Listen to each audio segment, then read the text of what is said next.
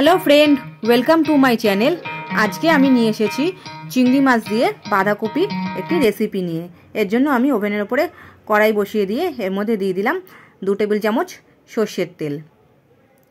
সর্ষের তেলটা ভালো করে গরম হয়ে গেলে এর মধ্যে আমি চিংড়ি মাছ নুন হলুদ মাখিয়ে রাখা চিংড়ি মাছগুলো দিয়ে দিলাম।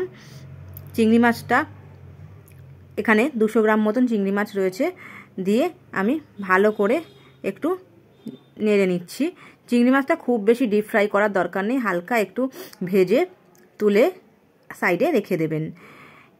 এখানে আমি একটা মাঝারি সাইজের বাঁধাকপি সেটা ভালো করে ধুয়ে কেটে পরিষ্কার করে সিদ্ধ করে নিয়েছি। আমি প্রেসার কুকারে একটা সিটি দিয়ে নিয়েছি, আপনারা চাইলে সামান্য জলে সেদ্ধ করে নিতে পারেন।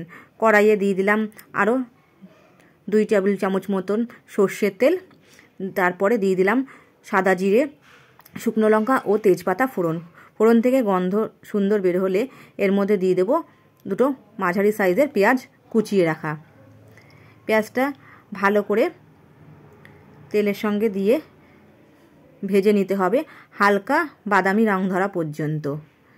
পেঁয়াজটা কিন্তু কাঁচা অবস্থায় কোনো মশলা অ্যাড করবেন না, হালকা বাদামি রংটা ধরলে তারপরে আমি এর মধ্যে দিয়ে দেব একটা বড় সাইজের টমেটোকে কুচিয়ে রাখা। টমেটো কুচিটা দিয়ে পেঁয়াজের সঙ্গে ভালো করে মিশিয়ে নিতে হবে। আর টমেটো যাতে সিদ্ধ হয়ে যায় তার জন্য আমাকে এই পর্যায়ে দিয়ে দিলাম পরিমাণ মতো নুনটা দিয়ে পেঁয়াজ আর টমেটোর সঙ্গে ভালো করে মিশিয়ে দিচ্ছি, এতে টমেটোটা ভালো করে সিদ্ধ হয়ে যাবে। টমেটোটা পেঁয়াজের সঙ্গে মেশাতেই এরপরে আমি দিয়ে দেব 1 চামচের মতন আদা বাটাটা দিয়ে পেঁয়াজের সঙ্গে ভালো করে মিশিয়ে নেব যাতে আদার কাঁচা গন্ধটা চলে যায়। এরপরে আমি সমস্ত গুঁড়ো মশলা এক এক করে অ্যাড করব। এর মধ্যে দিয়ে দেব 1 চামচ মতন হলুদ গুঁড়ো, 1 চামচ মতন জিরে গুঁড়ো, 1 চামচ মতন লঙ্কার গুঁড়ো আর 1/2 চামচ মতন ধনে গুঁড়ো। এই মশলাগুলো দিয়ে ভালো করে কষিয়ে নিতে হবে। আর আমি কয়েক টুকরো আলু আলাদা করে সেদ্ধ করে রেখেছিলাম, সেই আলুটাই এখানে অ্যাড করে রাখলাম। আলুটা কিন্তু পুরোপুরি সেদ্ধ হবে না, 50% মতন আলুটা সেদ্ধ করতে হবে, কেননা এই যে মশলার সঙ্গে আলুটা কষাবো তখনই আলুটা সেদ্ধ হয়ে যাবে। পুরো যদি আলুটা সেদ্ধ করে দেন তাহলে কিন্তু আলুটা একদম গলে যাবে আর খেতেও ভালো লাগবে না। চাপা দিয়ে রেখে দিলাম 5 মিনিটের জন্য।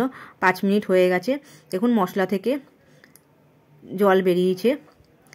এবার আলুর সঙ্গে মিশিয়ে মশলাটা আরও একটু ভালো করে নেড়ে নিচ্ছি। তারপরে যে সিদ্ধ করে রাখা বাঁধাকপিগুলো রেখেছিলাম সেগুলো আমি এই পর্যায়ে অ্যাড করে দিচ্ছি। বাঁধাকপিগুলো অ্যাড করে দেওয়ার পরে ভালো করে মশলার সঙ্গে মিশিয়ে নিতে হবে যাতে সমস্ত বাঁধাকপির গায়ে মশলাগুলো মিশে যায়। তারপরে ঢাকা দিয়ে 5 থেকে 7 মিনিটের জন্য রেখে দিতে হবে। 7 মিনিট হয়ে গেছে, ঢাকা খুললাম।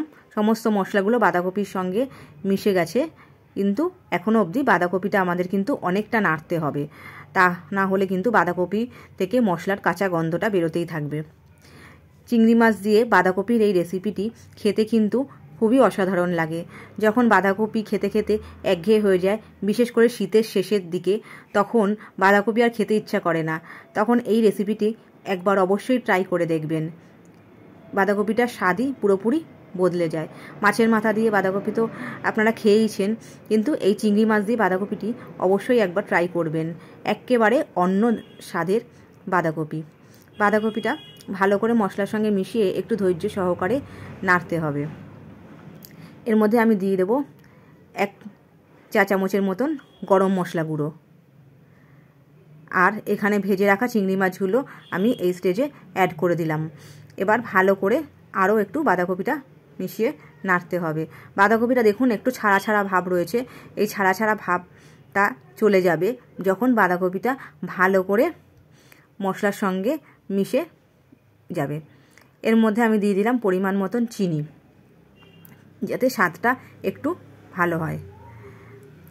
বাঁধাকপিটা আরও একটু মিশিয়ে 5 থেকে 7 মিনিট পর্যন্ত রান্না করলেই আমাদের কিন্তু চিংড়ি মাছ দিয়ে বাঁধাকপি রেডি।